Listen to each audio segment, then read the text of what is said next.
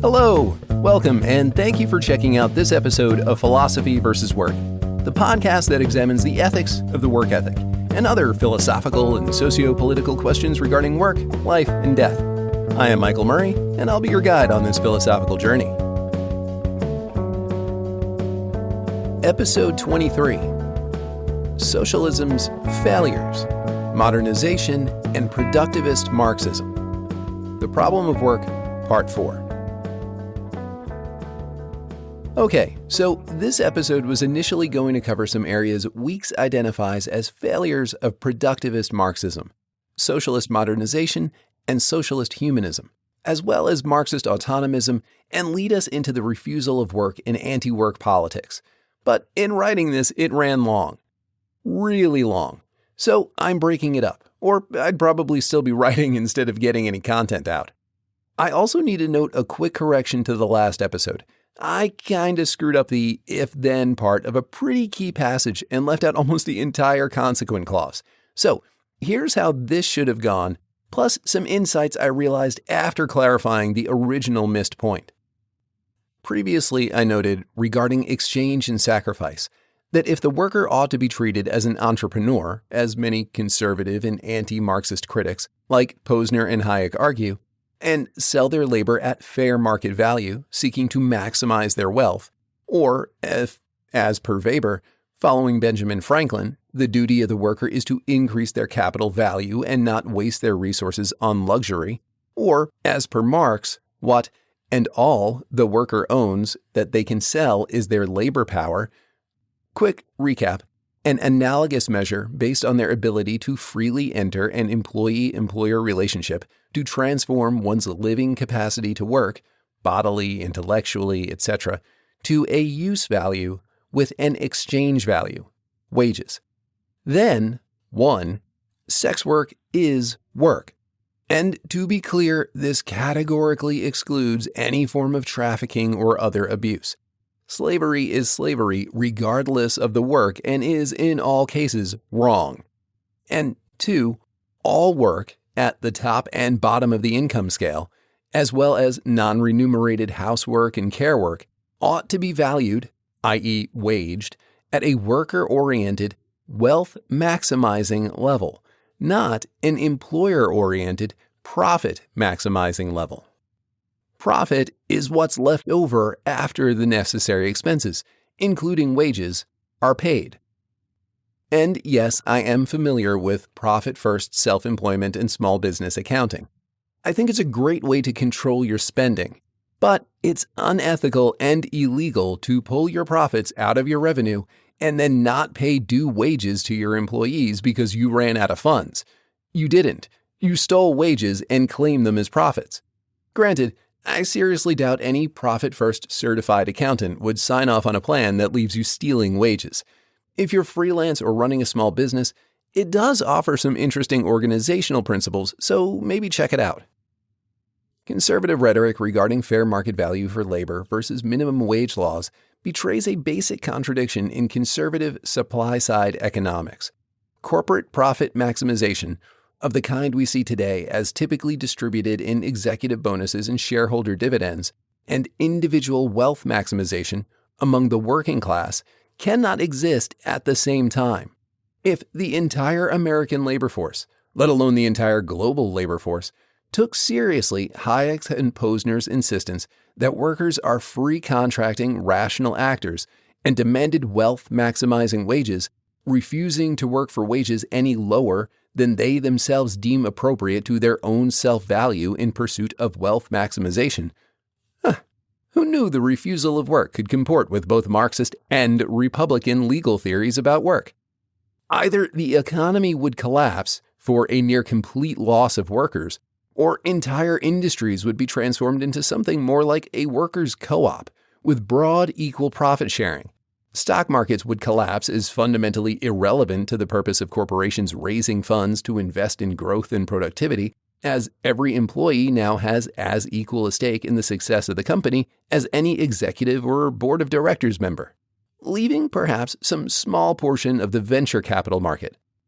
Though, if we think back to Abraham Lincoln's theorizing about the value of free labor, of working for others long enough to build one's wealth enough to go into business for oneself, this version of the economy has potentially little use for venture capital as it exists today.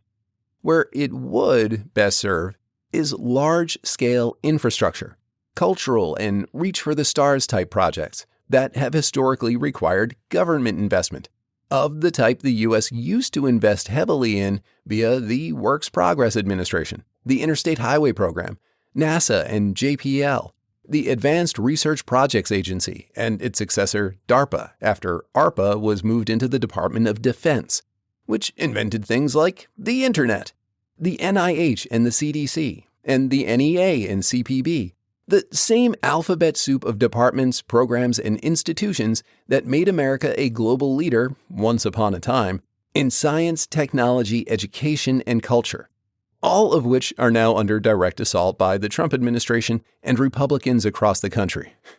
Make America great again, my ass. If there was a time America was great, at something other than incarcerating people, selling guns, high healthcare costs, poor healthcare outcomes, high maternal mortality rates, child poverty, extending working hours, reality TV production, and number of people that think angels are real, and using the economy, industry, science, and technology as a basis for greatness, then the closest thing to an answer is the New Deal and post-war period in the U.S., when there was major investment in public projects and infrastructure. Basic science, also called pure or research-driven science, rather than project or tangible outcome, i.e. profit-based science. Education and building homes, all funded by tax rates on corporations that were 50% or more, and top-tier income taxes of up to 91%. Adjusted for inflation today, earnings over $2 million a year, for an overall tax rate of about 40%. Now, the Center-Right Tax Foundation claimed in 2017 40% is about the same rate top earners were still paying. But that data is misleading. It ignores the fact that the majority of top earners accrue money from sources other than income that are taxed at substantially lower rates, such as capital gains, and or are able to take advantage of tax loopholes that reduce their effective tax to 0% or less. CBS News, citing a different report from the same organization, the Tax Foundation, in 2022, showed that the top 10, 5, and 1% of earners paid an average tax rate of 21, 23, and 26% respectively. I also pulled Tax Foundation's summary of IRS data for 2021, which includes summaries of data from 1997 to 2021, which shows the combined adjusted gross income of the top 10%, which they further break down to 10, 5, 4, 3, 2, 1, 0.1, 0.01, and 0.001%, amounted to about $7.8 trillion. The top 0.001% alone, about 1,800 people, taking in $442.7 billion that year, compared to the bottom 50%, about 77 million people, taking in a combined $1.5 trillion, which averages to about $20,000 per earner. Now, that 42% number for the top 1% in the 50s, that the Tax Foundation misleadingly claims is about the same, despite their own data showing it's actually just under 27% in 2017, if applied in 2021, would have raised federal revenue from a little over $1 trillion to $1.626 trillion, over $622 billion. If applied to the top 5%, it would have increased revenue $1.16 trillion. Given the Tax Policy Center, a joint venture of the center-left Urban Institute and the centrist, bipartisan, but generally anti-Trump and therefore, quote, liberal these days, Brookings Institution, the oldest think tank in the country, founded by Robert Brookings in 1916 as the Institution for Government Research, identified last year that the real impact for working-class Americans of the TCJA, the Trump tax cuts, about to be renewed and enhanced, amounted to a savings of $500 to $1,000 a year. And given the Tax Foundation data on the bottom 50%, at even $1,000 a year amounts to a maximum of $77 billion in reduced revenue.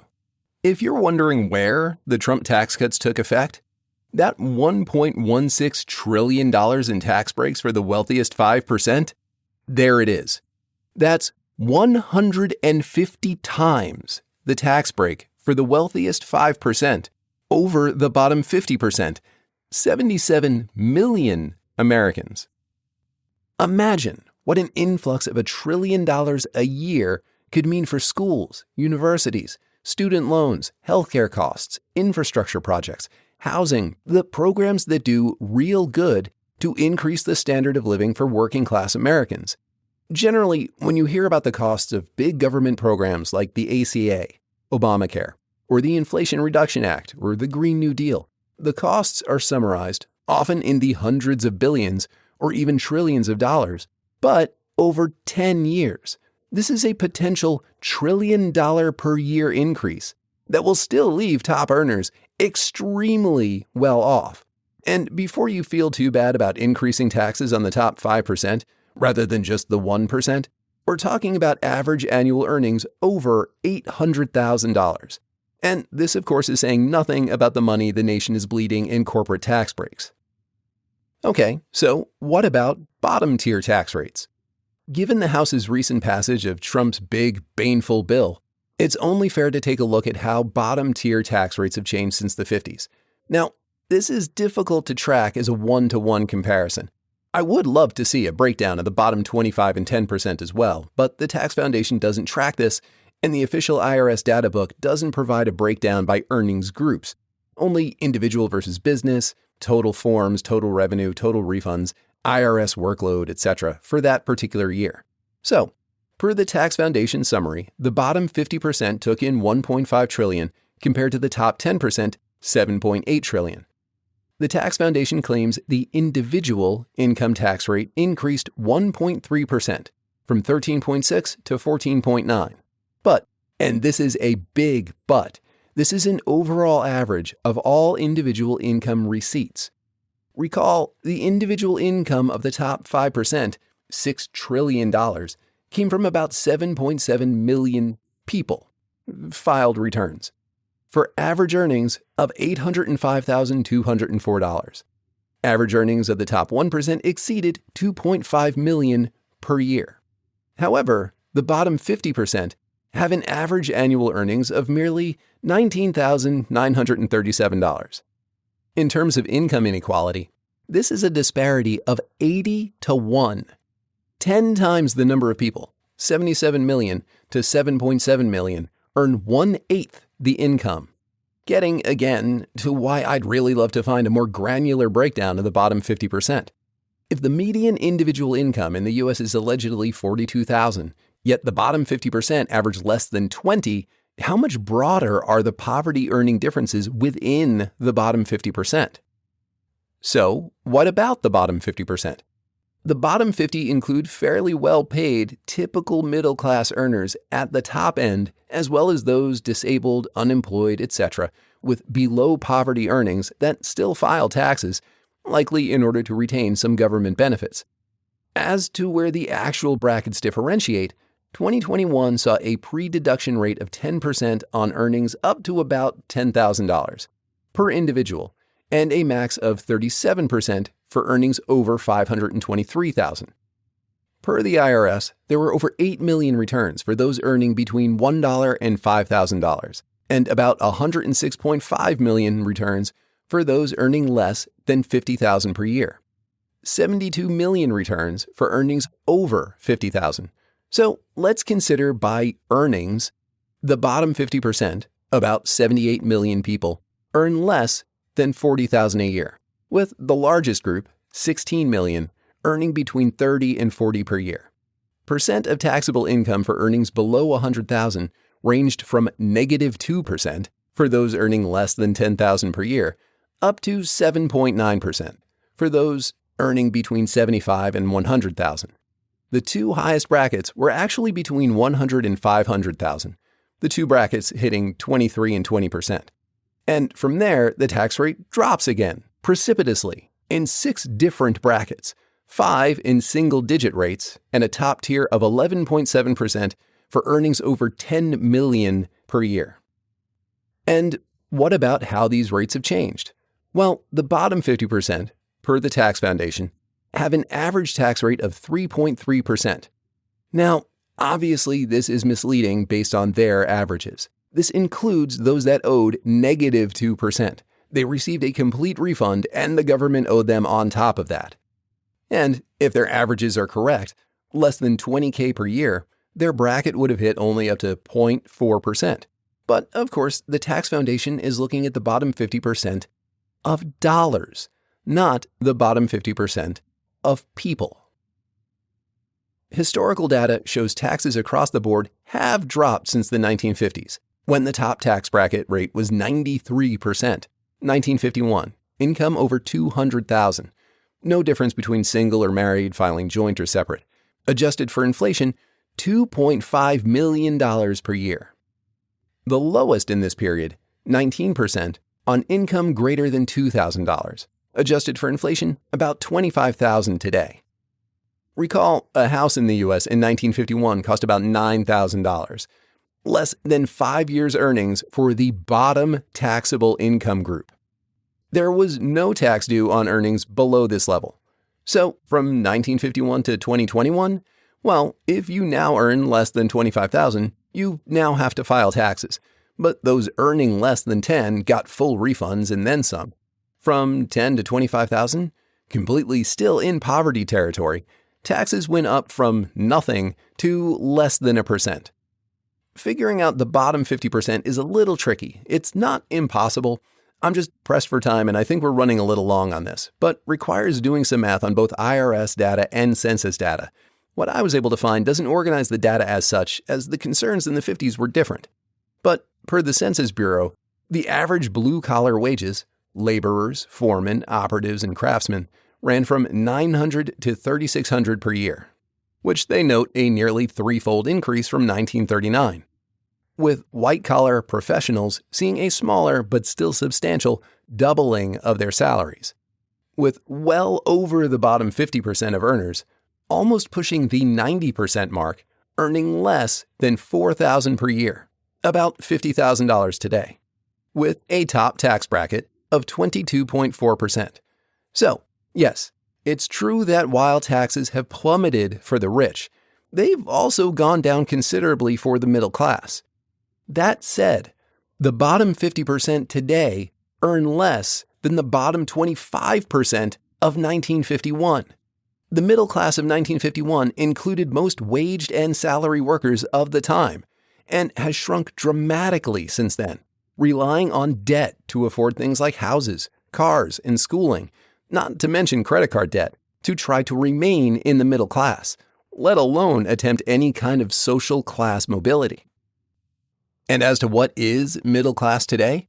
Without attempting a deep dive on this question, since it's basically worth its own podcast worth of content, just looking at the tax data, a middle-income American, based on the Tax Foundation's groupings of tax filings according to earnings, earns somewhere between $80,000 and $160,000 per year. But if you break it down by number of returns, the middle third, about 50 million people, range from $30,000 to $50,000 a year, with the bottom third earning less than $30,000, and the majority of the top third, just shy of 50 million, earning between $75,000 and $500,000 a year. Another group, about 800,000, earning $1 million or more, and 45,000 tax filings, earning $10 million or more. Interestingly, a 2024 survey by the centrist Gold Standard Pew Research Center places American middle-class earnings between $56,000 and $170,000 a year by organizing the middle 52%, a literal majority, as the middle class, and placing the top and bottom on either end, moving the goalposts to make the American middle class appear both larger and more affluent. I may be taking this a little too far down the tax rabbit hole now, though. I gave myself some leeway here since our progressive income tax, based in early 19th century socialist-leaning ideals, potentially qualifies as a modern failure by those same ideals. What say you we get back to Weeks, We're almost ready to turn this conversation towards some potential political action and the anti-work politics of refusal. But I need to tie up a loose end regarding the work ethic and the Protestant ethic. Or, as Weber identified, the evolution of the Protestant ethic into a potential secular work ethic. Weeks refers to three forms of this modern secular ethic: work, a family ethic, and laborist ethics. The work ethic is what we've been talking about pretty much since day one. It's the modern descendant of the specifically Protestant work ethic, derived from the irrationality of living to work, as opposed to the traditionalist ethic of working to live. Encultured and socialized, not like socialism, like socialized healthcare, but in the traditional sense of the processes of learning, teaching, etc., how we behave in society, from customs to dialect to politics, etc. Through education, politics, discipline, control, praise, shame, etc., that makes us generally willing, complicit, docile subjects of and subjects to work. For brevity's sake, I'll sum up as such. What Weber articulates in the Protestant ethic in the spirit of capitalism is that, and how, the Protestant ethic becomes the work ethic. The Protestant ethic, as regards work and treating work as a calling, is best demonstrated by the Puritans, who hold a distinctly fundamental place in the development of American culture, from the role of the Protestant ethic on work to its shaping of how we view leisure, sex, alcohol, nudity, entertainment, education, violence, or, in other words, American social moral ills, failings, faults, and taboos are all deeply indebted to the Protestant ethic. The family ethic of work is what's often taken as what is prescribed as traditional gender roles and gendered division of labor. Who qualifies as a worker? What jobs, under this gendered and often racialized division, count as work? The dependence on the family as a site of reproductive labor, and gendered and racial exclusion from work. And laborist ethics, which draw on a variant of the labor theory of value that celebrates the worth and dignity of work. This concept of rationalized labor, the hallmark of the bourgeoisie as a class, think Aristotle's distinction between the work of citizens, free to engage in the work or craft of their choice as their skills and resources allow, and the work of slaves, those that toil away in manual labor with no choice except to work, adopted by the working class in order to valorize work itself. This leads to an ethic of work, in itself independent of the Protestant ethic's emphasis on treating work as a calling from God, salvation through work, which, on the one hand, liberated work from religion and subjugated workers to work, and on the other, frees religion, and specifically Protestant Christianity, especially prosperity gospel Protestantism, to appear as savior from a system that it fostered in the first place, and finally creating a capitalist utopia that liberates the wealthy from the previous religious condemnations against sloth and luxury.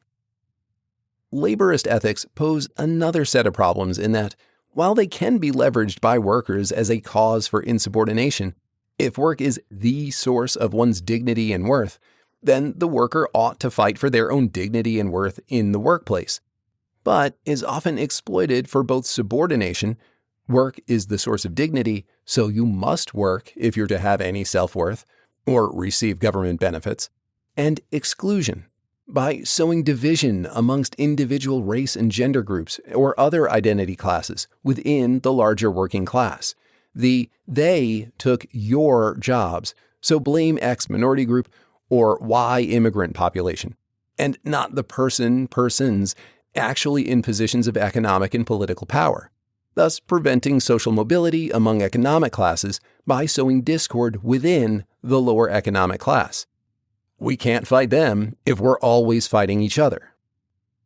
Whereas the Protestant ethic was distinctly bourgeois, the laborist work ethic is valorized by the working class, and to the benefit of, well, let's just call it the leisure class, to kind of blend the implications of Marx, Weber, and Aristotle.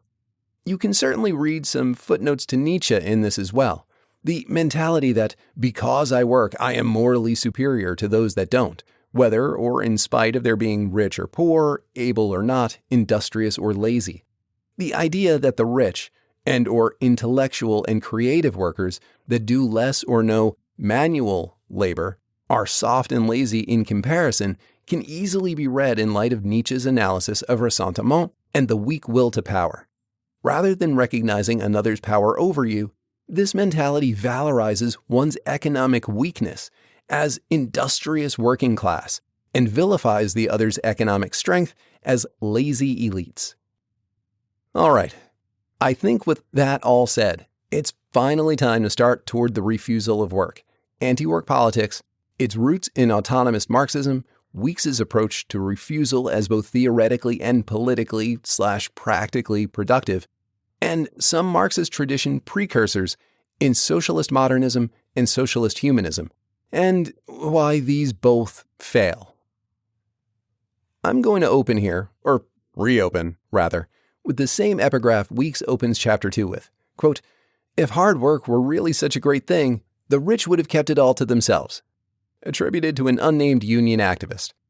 Weeks continues, quote, "A cultural dominant the work ethic may be. Seamless and incontrovertible, it is certainly not." Side note, we can give a little nod of the head here to Foucault. If you get nothing else from Foucault, remember this. What the archaeological and genealogical method do for critical analysis of any discourse, system, structure, ethic, value, etc., is that it proves none of these objects of critique are natural, immutable, and no matter how embedded they may be in society, just as they were developed over time, they can be unmade. No societal structure is fixed, no matter how dominant. While Chapter 1 set up these work ethic antinomies, inclusion and exclusion, subordination and insubordination, the idea of alternative work ethics as an attempt to redeem work, Chapter 2 takes a different tack and focuses on the various disavowals and resistances to the normative discourse of work.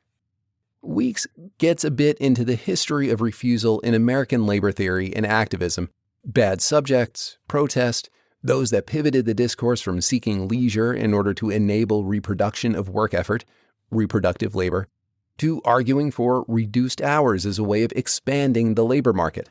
The idea that business hours, as presently conceived, 40 per week, is some kind of ideal value to productivity, and by reducing individual hours to, say, 30 per week, we create an increase in the number of available jobs. A theory that wildly ignores the pressures technological innovations and automation constantly exert on industry's needs for actual labor hours. But this takes us in the wrong direction for now. If you're curious about this, check out James Livingston's No More Work and David Graeber's Bullshit Jobs. And circling back, of course, the hippies, beatniks, hipsters, etc., that have, over various generations, sought some version of dropping out of the current political economic system.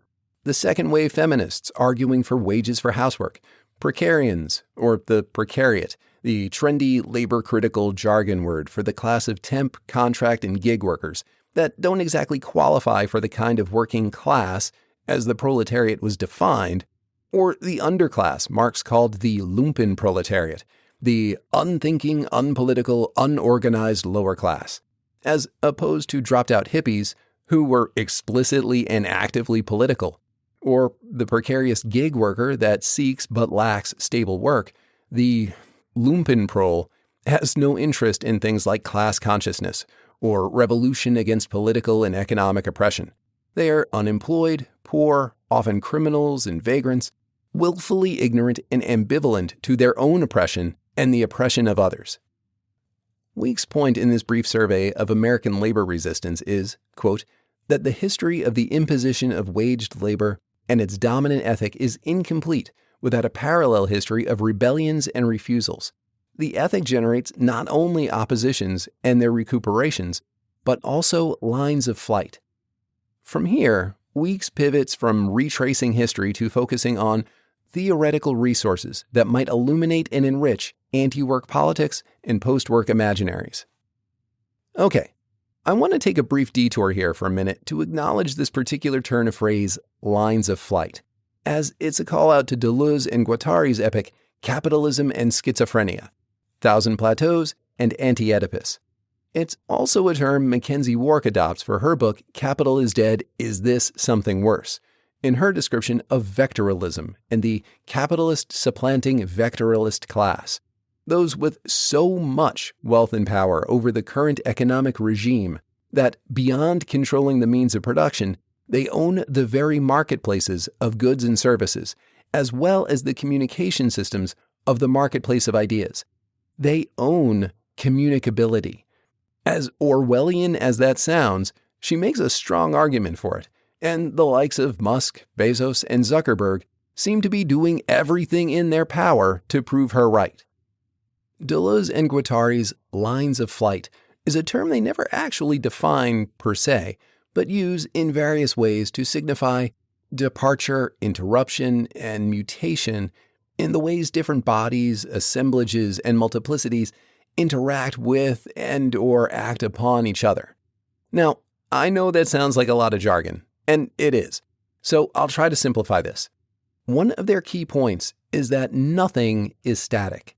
They privilege difference and multiplicity over sameness. Think Star Trek's Vulcan culture's emphasis on infinite diversity in infinite combinations. When you think of a person or a self, it's a being that is always in a state of becoming. It's never fixed. Think the adage from Heraclitus, a man cannot step in the same river twice, for it's neither the same man nor the same river.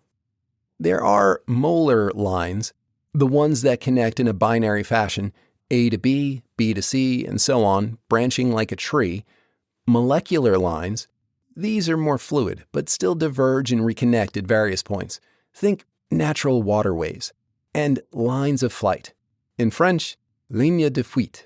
Fuite meaning literally in English, flight, as well as being analogous to flee, elude, leak, etc. Rather than rigid or fluid, branching departures or ruptures, lines of flight are rhizomatic. They go anywhere, forward, backward, up, down, constantly changing, evolving, and becoming. Now, we'll get to Deleuze eventually, but I feel like we need a lot of groundwork laid first. His and his work with Félix Guattari tends to be lexically and theoretically dense. He doesn't merely stand on the shoulders of giants, as it were, leaning heavily on the works of Spinoza and Nietzsche, as well as the history of philosophy and psychology broadly speaking, but tends to leap around, using language metaphorically and just insisting the reader keep up. For those willing to do the work, it is a rich and fascinating corpus of work with applications for politics, art, cinema, literature, ethics, psychotherapy, economics, and so much more.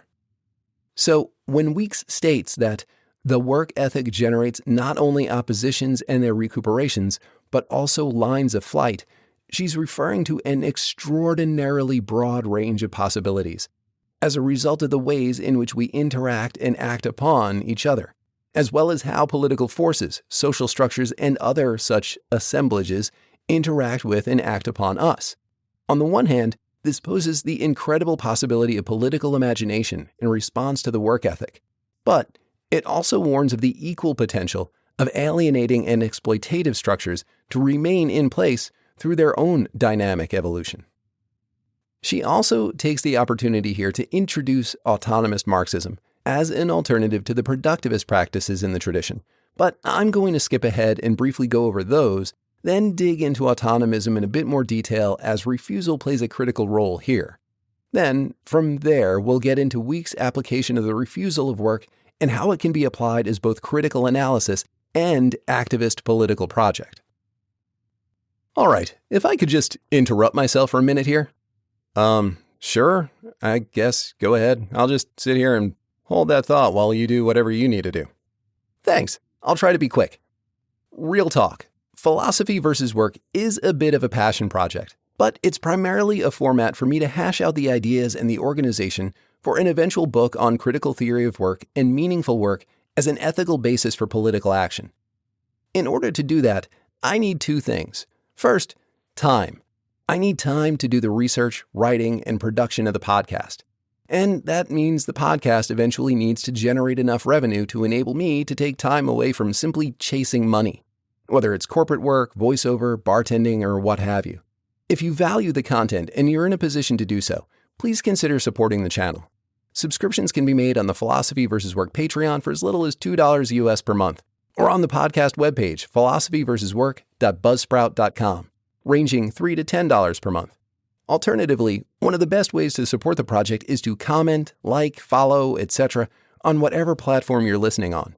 Engaging with the podcast on the platform is totally free, and most importantly, it's the metric that tells the platform people are actively engaging with the content, which raises the content in the platform's algorithm. More engagement means more people getting to see the content while they're scrolling through other options. And that's how we grow the audience. Okay, me, I'm done. You can return to the philosophy stuff now. Okay, so let's dig into Marxism and productivism, which will also illustrate, I believe, why Marxism, as much as conservatives love using it as some kind of boogeyman, is fundamentally at odds with totalitarian, Soviet Leninism, Stalinism, Maoism, and much of what has historically been purported to be socialism and communism in the American media, in American schools, and certainly as according to the majority of American politicians, right and left, as well as the authoritarian and totalitarian parties and states that have laid claim, nominally, to Marxism, socialism, and communism in a rhetorical effort to attract the support of the populace. If we're supposed to be looking at the refusal of work and anti-work politics, why are we doing this? Why look into different lines of Marxist theory? We need to address the genealogy of conflict within Marxism in order to focus what the refusal of work ought and can do. Why? I'll put it this way.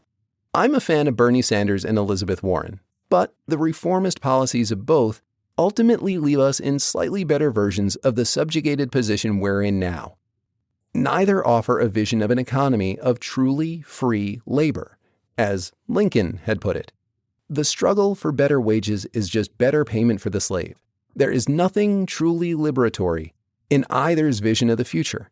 And as to everyone further to the right, including the politically centrist, economically conservative, liberal Democrats, as they say in the place of my birth, forget about it. The lot, right and left, are fully committed to the status quo of a capitalist economy built on obligatory work, alienation, exploitation, and wage slavery. A well-paid slave is still a slave, yet the struggle for better work, whether you want to call it socially necessary labor, meaningful work, poiesis, etc., without bringing an end to obligatory work, is simply chasing better work for the slave. Put another way, there is no freedom to work without freedom from work, and that is the utopian vision we're chasing. Weeks cites French cultural philosopher and sociologist Jean Baudrillard, author of Simulacra and Simulation, among many others, most succinct and certainly most provocative criticism of productivism in Marxism. Notes Weeks, citing Baudrillard, quote, "A specter haunts the revolutionary imagination, the phantom of production. Everywhere it sustains an unbridled romanticism of productivity." End quote. Personally, I'd note productivism isn't the only specter haunting the revolutionary imagination. Thinking back to Barth's Semiotics of Myth, the idea of Marxism is itself burdened by historical and political baggage, like McCarthyism and the Red Scare. That makes things all the more difficult for many in America to even imagine anything other than capitalism, cutting themselves off from the wealth of knowledge in Marx's analysis and Marxist thought before even considering any economic or political project regarding work, labor, wages, class, and so on.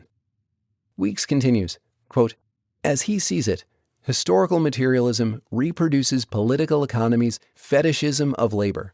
The evidence of Marxism's complicity can be found in a naturalized ontology of labor and a utopian vision of a future in which this essence is fully realized in the form of an unhindered productivity," which Baudrillard centers in the sanctification of work. Baudrillard's criticism of Marxism isn't, however, a defense of capitalism. Rather, it's a condemnation of productivism, which he notes Marxism fails to overcome, remaining instead as committed to it as capitalism. Quote, its inability to break from the work values that have developed alongside and in support of Western capitalist social formations, which represents a failure of both critical analysis and utopian imagination. The residues of the traditional ethics of work also appear, Weeks claims, in the ways that the language of creativity is in some instances deployed as a synonym for labor. Think arent in poiesis. At least when it has the effect of not only selectively expanding what counts as labor, but also elevating its status as a worthy human practice. She continues, thus, by describing post-capitalist society in terms of a liberation of creative activity, even non-work can be imagined as a disciplined practice directed toward a laudable goal, say Aristotle's noble leisure, and distanced from something that risks association with the sin of sloth. End quote. The ideology we need to keep in our sights is productivism, which, Weeks highlights, takes two forms in the Marxist tradition: what she calls socialist modernization, the pursuit of liberation from exploitation, a recovering or redistribution of the means of production to the working class, and socialist humanism, a recentering of the worker to work in an attempt to end alienation. The latter, I'll note, I find myself sympathetic to, though with some critical differences. Socialist modernization. The utopia of modernization, writes Weeks, constitutes the characterization of a post-capitalist alternative most popularly ascribed to Marxism. In this vision, communism is equated with the full realization of the productive potential of the forces of production developed under capitalism. The critique of capital, in this version, centers on the problematic of exploitation and the contradiction between the forces and relations of production. Exploitation proceeds from the private ownership of productive forces and consists of the private appropriation of the fruits of surplus labor. After citing the direct link between this standpoint and the argument put forward by Marx and Engels in the Communist Manifesto, she continues, communism, in contrast, would democratize the economic relations of ownership and control. The relations of production, class relations, would be thus radically transfigured, while the means of production and the labor process itself would merely be unfettered. If this sounds at all familiar to you, and it should, it's because this rendition is at the ideological root of what's typically been dubbed state socialism. The problem isn't work, the problem is private property, and only the state, as the representative of the people, can save us. Even though there are some merits to this argument, unfettered production with both product and profit, left in the complete control of a few, is a recipe for economic disaster for the many. The political legacy of modernization, state socialism, is inextricable from the political legacy of Leninism and Lenin's idea of transition, the term Berardi hates so much. Recall the last episode. Side note, communism interpreted as unfettered production draws an interesting inverse parallel to neoliberalism's aim of unfettered markets. And having arisen during the Cold War and in the immediate aftermath of the political trauma of the Vietnam War, for Democratic and Republican politicians and think tanks in the U.S., it's impossible to consider neoliberalism without considering productivist communism as a reason for its existence, which also connects to what I see as a problematic relationship between the aims of neoliberalism, which require international free trade, which Trump is adamantly and ironically opposed to, in order to supply cheap, unlimited consumer goods sourced from systems of limited production and market them to an unlimited consumer base that's otherwise limited by both populations and wages. And the product of neoliberalism, large-scale consolidation of wealth and power in the hands of a few, the recuperation of a wealth-based aristocracy, which directly benefits the likes of Trump and his allies. Granted, based on his actions and policies, there's a good chance Trump sees himself less as a capitalist and Republican and more as a feudal land baron turned king. Okay, so let's take a look at socialism and why it might have needed modernization even over a century ago. As stated earlier, this is one version of applying Marx to socialism. Marx was not the founder of socialism. He was both a Socialist Party member and an outspoken critic of it as a movement he generally sympathized with, but otherwise found to be too conservative in its aims, a stance I totally understand. Socialism developed in the early 1800s from works by utopian thinkers such as Welsh political philosopher Robert Owen, whose works precursors the humanist side after Marx, French philosophers Charles Fourier and positivist social critic, i.e. early sociologist, along with Comte and Durkheim, Henri de Saint-Simon, whose views favor the productivist work as dignity and work as pleasure side, who, it needs to be noted, also had views that favored, for Fourier, feminism. He's attributed with the original use of the term, and women's rights, but also economic anti-Semitism, and, for Saint-Simon, Eurocentrism, colonialism, and racism. Saint-Simon also notably divided the economy into two classes, the industrial class, those that work and centering industry at the core of his philosophy, and the idle class, those who make no economic contribution to society.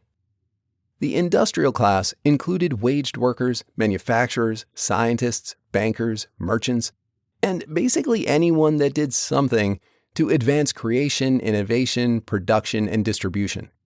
Whereas the idle class include the wealthy aristocracy, landlords, what Republicans in the U.S. today call job creators, the clergy, and the military, all of whom are essentially parasites that live on the work of others. I'm going to swing back to Weeks now, but we'll be coming back to the early days of socialist thought in the upcoming section on history, as well as the later Marx's critique of the Gotha program, where you find his famous phrase, from each according to their abilities, to each according to their needs, as well as his demand, formative to the likes of Lenin, for the revolutionary dictatorship of the proletariat. Now, this statement is often taken broadly out of context. Marx follows this demand and description of the transition period from capitalist to communist society as revolving around a, quote, democratic republic of the working class, liberated from a police-guarded military despotism that rules over the people rather than being of and by the people, an argument that should sound pretty damn familiar to pretty much all Americans. Weeks notes modernization is typically associated with the history of state socialism. Important distinction here, since this seems to be a trending conservative buzz term. This is the history of state ownership and state organization of the means of production most commonly associated with Leninism, not Nazism. The German National Socialist Party, NSDAP, was not the same party Marx was addressing regarding the Gotha program, a plan to unify two parties of the German Social Democratic movement into a single German Social Democratic Party, SDAP. The NSDAP had previously been known as the German Workers' Party, 1919 to 1920, prior to their recruiting Hitler and appointing him leader in 1921. This party was, from its inception, far right and fundamentally opposed to both the liberal reforms of the Weimar government, post-World War I, and almost rabidly opposed to Marxism and communism. Notably, Hitler's move in these early days, as far as swaying the public, was to oppose Marx's dictatorship of the proletariat with a rhetoric of identity politics, harping that the German people were German first and members of whatever class or religion second. It would be a little while before the stark anti-Semitism became policy. Germany first was a rallying cry against the German liberals and socialists, the elites and globalists, who were allegedly to blame for Germany's post-war economic woes. Well, doesn't that sound familiar? Lenin's aim in modernization was an effort to achieve Marxist communism through revolution and transition, and taking full advantage of the dictatorship part while ignoring the democratic republic part.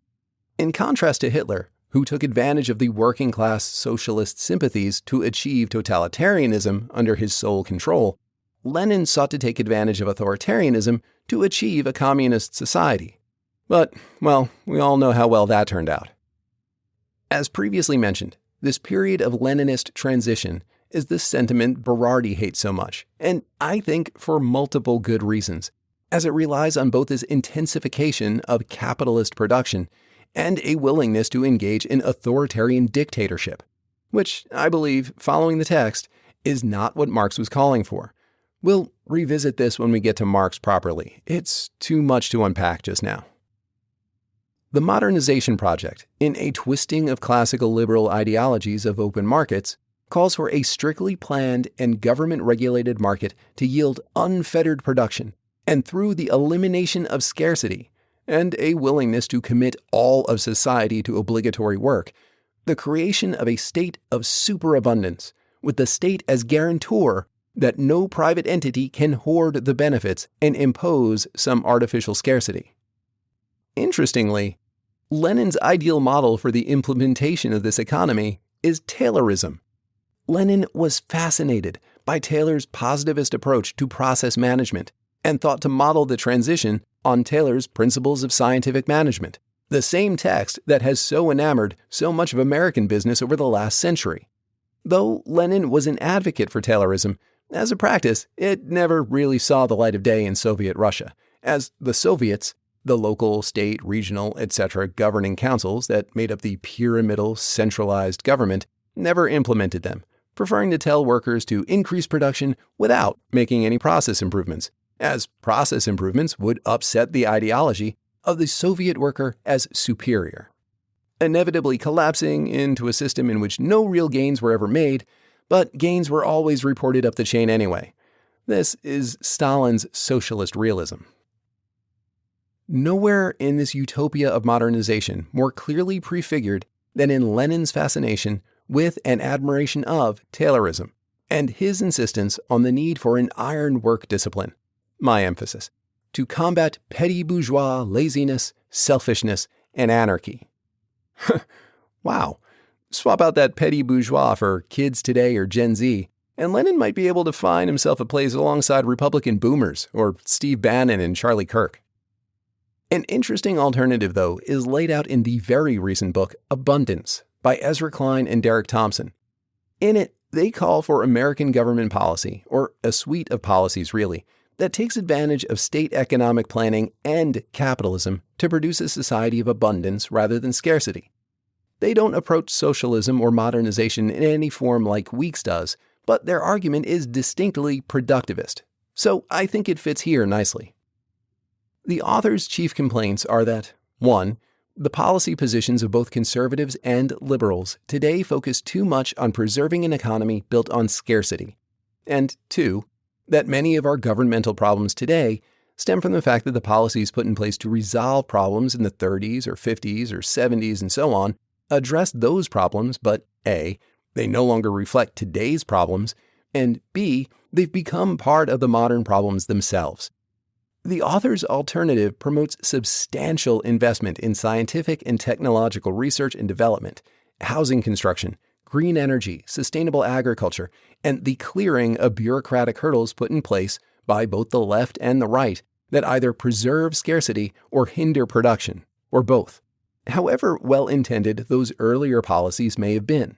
Personally, I find quite a lot to disagree with in their argument, but they do offer a practical, if productivist, capitalist, utopian vision that is certainly miles ahead of anything currently being voiced by the liberal left in the U.S.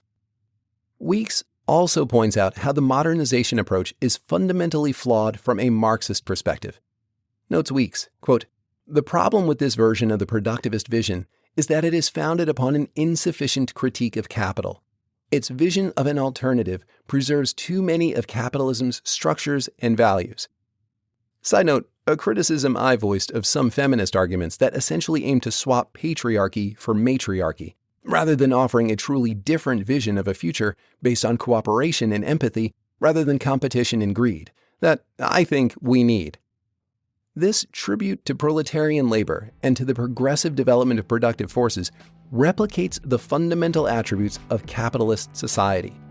In this account, the working class inherits and carries on the historical role of the bourgeoisie, an endorsement of economic growth, industrial progress, and the work ethic, an official Soviet version of the political economist's parable about the ethically deserving and undeserving, but with the class positions reversed: the worthy, industrious worker and the useless, lazy nobleman."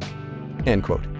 She also notes this version fails to account for Marx's condemnation of the mindless, repetitive, machinic nature of factory work and the dehumanizing effect it has on workers, as well as Marx's insistence that, quote, "freedom requires a shortening of the working day."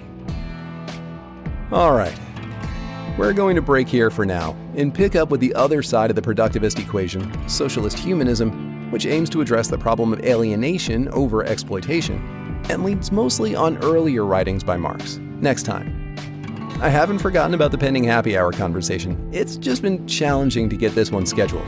But if you enjoyed that format last time, I'm still looking to do more. Let me know your thoughts on the format or anything else we've discussed. Till next time. If you enjoyed this episode of Philosophy vs. Work, well, you know the shtick. Please like, subscribe, follow, leave a review. It really does help to grow the show. You can stare all you want into the algorithm, but it doesn't stare back without likes and subscribes. Don't forget to check out the show notes for any details on any authors, texts, etc. referenced directly in this episode. If you find the project valuable, consider supporting the channel. Or maybe you're feeling generous and just want to support my coffee habit, or keep Keo and catnip. Either way, links to support the channel are in the doobly-doo below. Thank you.